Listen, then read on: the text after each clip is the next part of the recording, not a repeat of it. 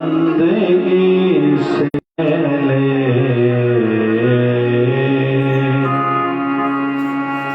मैं खुद को ढूंढता था,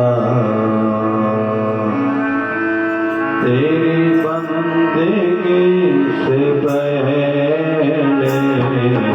मुझे कौन जानता था, मुझे कौन जानता था, मुझे कौन जानता था,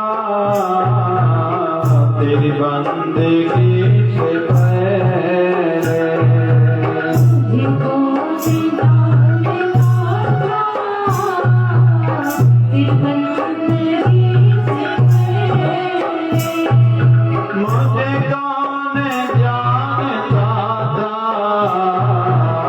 तेरी बंदगी से पहले कौन जानता था, तेरी बंदगी से पहले मैं खुद को ढूंढता था,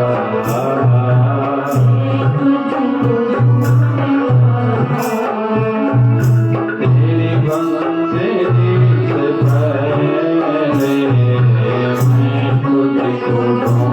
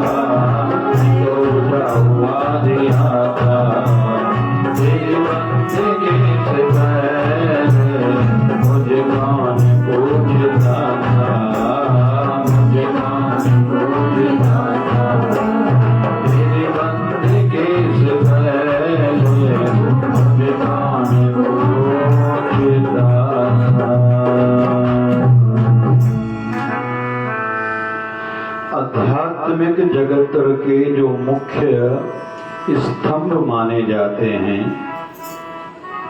उसमें एक स्तंभ नम्रता का भी है।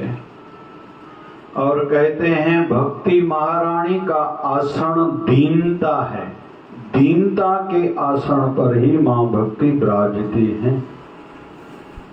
कहते न कि कुत्ता भी पहले पूंछ से धरती साफ करके फिर बैठता है।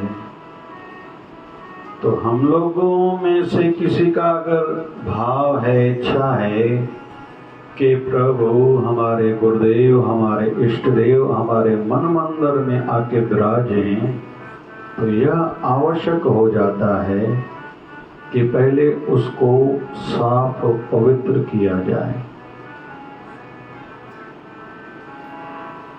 हमारे गुरुदेव 1008 सदगुरु स्वामी शिव भजन जी महाराज कहा करते थे, परमात्मा को सच्चाई और सफाई, स्वच्छता और पवित्रता बहुत प्रिय है। परमात्मा हमारे कोई पूजा के या पदार्थों के भूखे हैं ही नहीं। हम में से ऐसा कोई सोचता है तो यह गलत है। यह एक प्रथा जरूर चली थी जब ठाकुर जी ने 7 दिन 7 रातों तक अपनी उंगली पर गोवर्धन पर्वत को उठाया था। तो मां यशोदा का एक नियम था, ठाकुर जी को दिन में 8 बार भोग लगाती थी, खिलाती थी। भगवान श्री कृष्ण को बाल्यकाल में भूख बहुत लगती थी, तो मां यशोदा उनको दिन में 8 बार खिलाती थी। तो 7 दिन 7 रात तक ठाकुर जी ने गोवर्धन पर्वत को धारण करा था अपनी उंगली पर। तो मां यशोदा आखिर तो मां है, उन्होंने टोटल लगाया तो 56 हुआ। बोले अभी कान्हा, कन्हैया जो नाम है मां यशोदा ने ठाकुर जी को का रखा है। कन्हैया अभी तू बैठ, तुझे जी भर के मुझे खिलाना है। तो मां यशोदा ने 56 प्रकार के भोजन बनाए थे, प्रसाद बनाए थे, व्यंजन बनाए थे। तब से हम लोग भोग लगाने की इस प्रथा को सुनते आए हैं कि हम भी अपने गुरुदेव को जब भी निर्वाण तिथि रहती है या आने वाली 18, 19, 20 सितंबर को जो हमारे गुरुदेव की अवतरण तिथि है, तो उत्सव में हम लोग भी 56 भोग लगाते हैं। वैसे भगवान को, हमारे गुरुदेव को कोई इसकी जरूरत नहीं है। गोपियां तो थोड़ी छाछ पर ठाकुर जी को नचाती थी, रीझ जाए तो एक क्षण में रीझ जाए, नहीं तो उम्र गुजर जाए। इसलिए कहते हैं, जो लोग कहते हैं ना ज्यादा विधियों के अनुसार चलो, विधि वालों को किसको भगवान मिला, एक उदाहरण तो कोई बताए। यहां तक के ब्रह्मा को भी भगवान ब्रह्मा के मन में आया, सुना है भगवान नारायण धरती पर गए हैं, इस समय में वो लीला में है। जब देखने आए तो ठाकुर जी गैया चराने के लिए जंगल गए हुए थे। तो रोज का नियम था, ग्वाल बालों का घर से जो टिफिन लाएगा, खोलो भाई सभी मिल बांट के खाएंगे। एक श्रीधामा नाम का ग्वाला था, ठाकुर जी का सखा था, जो बहुत एक गरीब परिवार से था। वो उस दिन अपने घर से कई दिनों की रखी हुई छाछ लाया था। अभी ठाकुर जी ने कहा कि मैं सबके व्यंजनों में से कुछ न कुछ खाऊंगा। श्री दामा को ध्यान में आया कि ठाकुर जी बड़े घर के हैं, मां यशोदा रोज अलग अलग प्रकार के, नाना प्रकार के पकवान उनको बना के देती हैं। हम तो गरीब है और रखी हुई ये छाछ है, कहीं ठाकुर जी ने पी ली, कहीं बीमार न पड़ जाए। तो ठाकुर जी ने कहा कि मैं हर किसी के घर का जो टिफिन आया खोलो मैं खाऊंगा। तो श्री दामा ने देखा कि ठाकुर जी जब मेरी ओर आ रहे थे, एकदम वो मटकी लेके अपने मुंह पर रखी कि पूरी की पूरी में पी जाऊं, जैसे ठाकुर जी न पिए, ठाकुर जी को शरीर को कोई तकलीफ न पहुंचे। तो श्री दामा ने जैसे वो मटकी इसमें रखी हुई कई दिनों की छाछ पी ली, तो कहीं तो भी थोड़ी बाहर गिर गई। तो ठाकुर जी कहते हैं मेरी इच्छा है श्री दामा, आज तेरे घर का तो कुछ न कुछ खाना है। तो अभी जो थोड़ी लाया था छाछ रखी हुई, वो तो श्री दामा पी गया। बाहर जो थोड़ी गिर गई है, तो तो ठाकुर जी चाटने लगे हैं और उसी समय ही ब्रह्मा जी आए थे कि देखो तो सही, सच में ये कन्हैया कृष्ण जो अलग अलग नाम दिए जा रहे हैं ये भगवान नारायण के अवतार हैं क्या? देखते ये कैसे हो सकता है? नारायण ऐसे होता है जो झूठी चीजें को भी जो चाटे, ऐसे कोई भगवान होता है? वहां शंका हुई थी, अभी कंफर्म करना है हर किसी को। वैसे गुरु ग्रंथ साहब की वाणी को हम लोग देखें, इस देही को सिमरय देव सा देही भजवर की सेव। इंसान की योनि देवताओं की योनि से भी ऊपर है। क्यों? क्योंकि इंसानी योनि के सिवा 84 लाख योनियां धरती पर हैं और देवता आदि, वैसे तो कुछ और भी गंधर्व हो, किन्नर हो, आदि आदि आदि दूसरी योनियां भी हैं, लेकिन वो सब योनियां केवल कर्म योनि हैं। केवल उनको भुगतान करना है। कुत्ता भुगतान कर रहा है, घोड़ा भुगतान कर रहा है, सुअर भुगतान कर रहा है, गाय भुगतान कर रही है। उनको जो दिया गया है, जो उनके लिए निश्चित है, उनको वही करना है। कभी भी गैया मांस नहीं खाएगी, शेर कभी घास नहीं खाएगा, ये फिक्स है। वैसे ही देवता सुख भोग रहे हैं स्वर्ग में, उन्होंने अच्छे काम करे थे। वो कर्म करके ऊपर की अवस्था को प्राप्त नहीं कर सकते। केवल एक मनुष्य देह ही ऐसी है जो भोग योनि भी है। जिस घर में हमारा जन्म है ये भोग योनि है। पिछले जन्मों के कर्मों के अनुसार हमें माता पिता मिले, जीवन साथी मिला, पैसा कितना मिला, उस घर के सुख, संसार में नाम, फिर सूरत, फिर बुद्धि, ये पिछले जन्मों का कर्मों का फल हम लोग भोग रहे हैं। लेकिन भोगना तो हुआ, लेकिन कर्म करना अभी हमारे हाथ में है। इंसान से पशु बने, कर्म करके स्तर नीचे गिरे, ये भी हमारे हाथ में है। इंसानियत की लेवल पर काम करें, कम से कम इंसान बने रहें, ये भी हमारे हाथ में है। इंसान से देवता बने, यह भी हमारे हाथ में है। या इंसान से हम खुद भगवत प्राप्ति तक, उस अवस्था तक पहुंचे, इतनी भक्ति करें कि खुद भगवान के रूप हो जाएं, यह भी हमारे हाथ में है।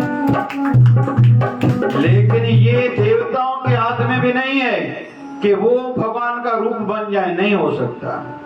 इसलिए देवता भी तरसते हैं, वो समय कब आएगा कि हम सुख भोग के फिर से धरा पर, धरती पर जाएंगे, फिर से भक्ति कर्म करके हम भगवान को पाएंगे, क्योंकि चांस केवल मनुष्य देह में है।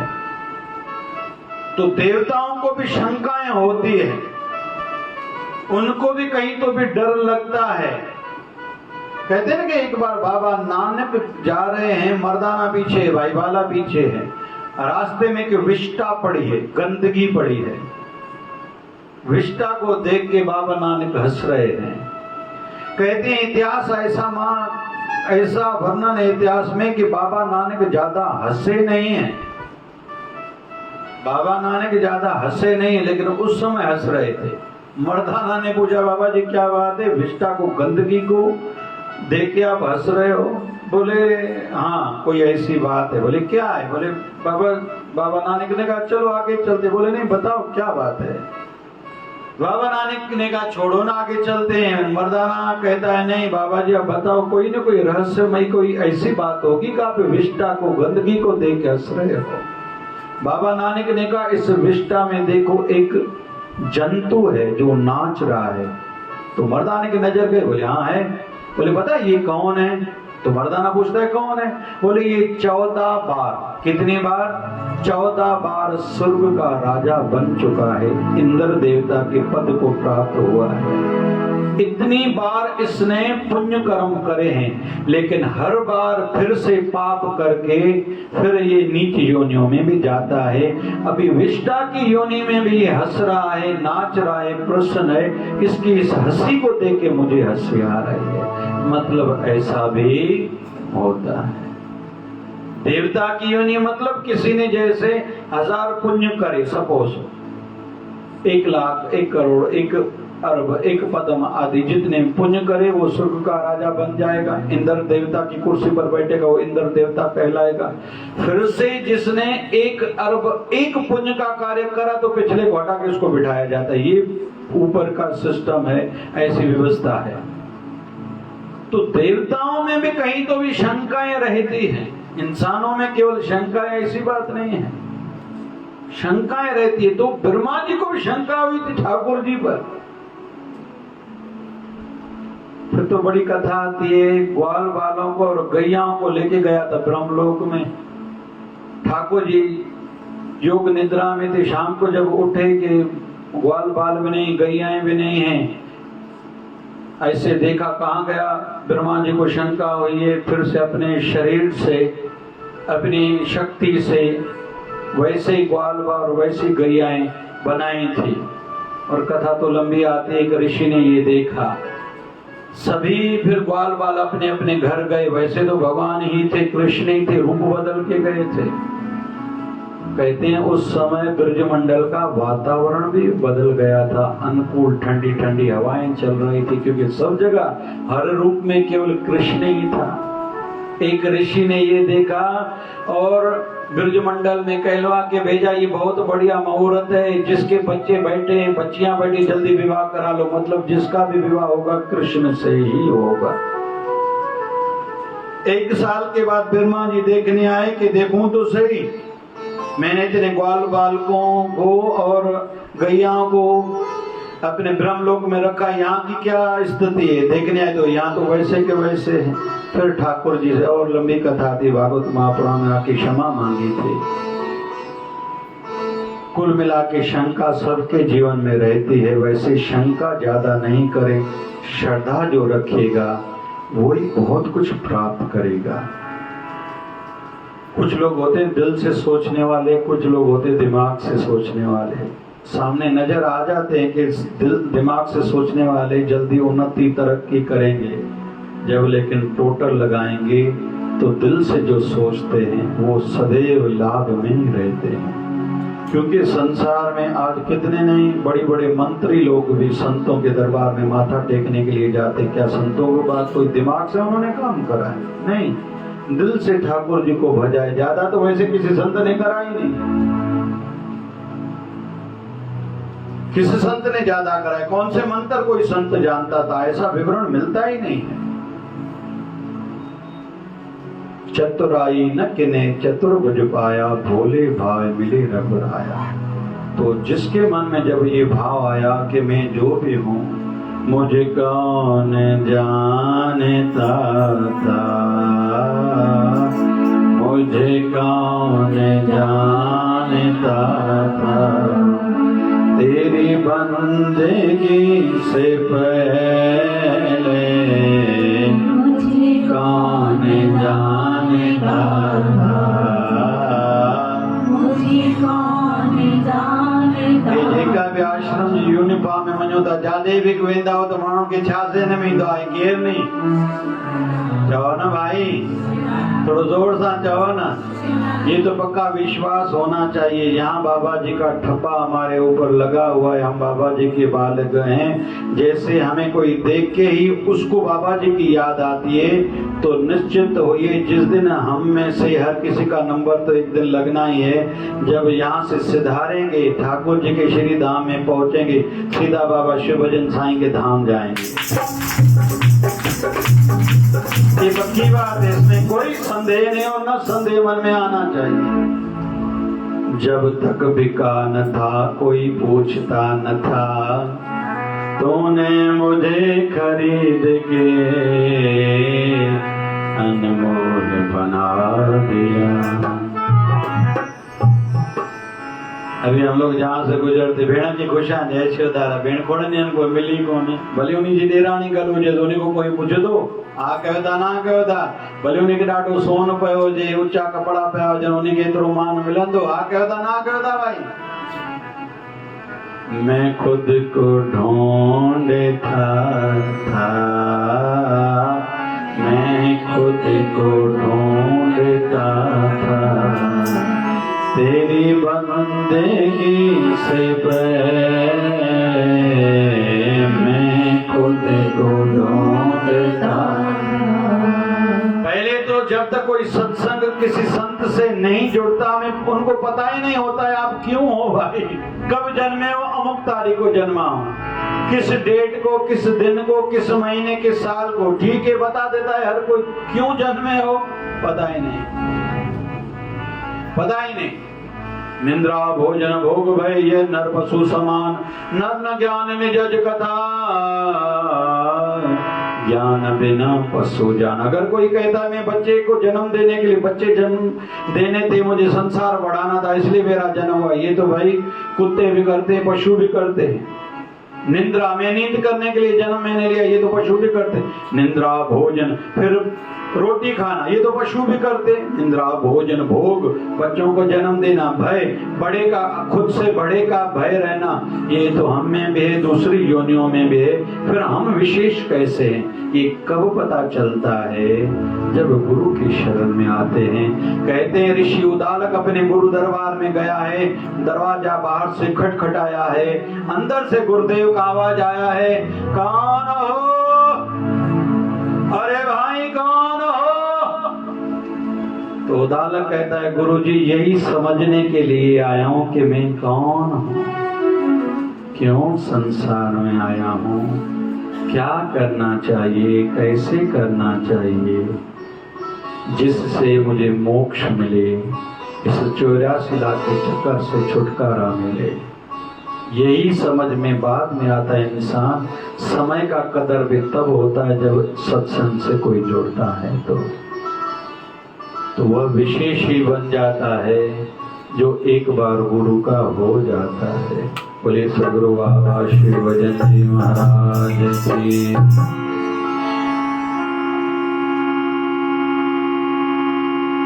बेड़ी अवारा अदाड़े महाना, लाल से बना बना,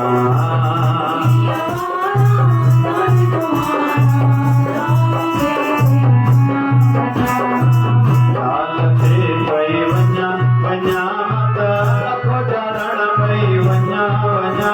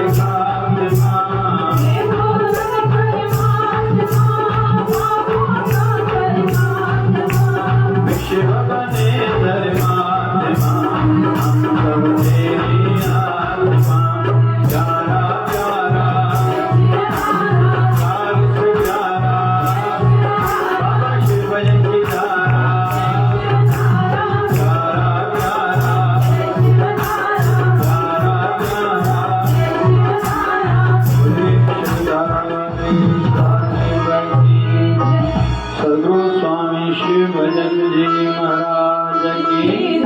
जय जय